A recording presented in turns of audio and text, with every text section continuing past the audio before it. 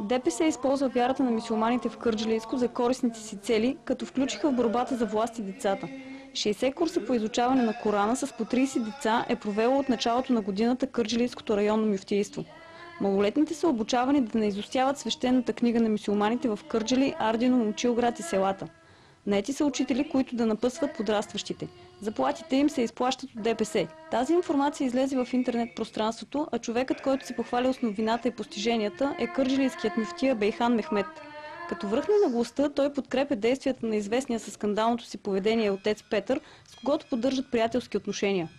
Тъжното и жалкото е, че тази експлоатация на децата става съзнанието на местната власт. Тази умишлена турцизация промива мозъците на подрастващите с цел да се осигурят гласове за етническата партия на Доган.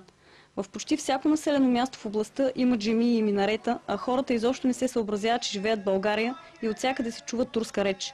Фанатизмът, който е обсебил мюсюлманите, е голям, затова и те са най-лесната плячка за депесарите.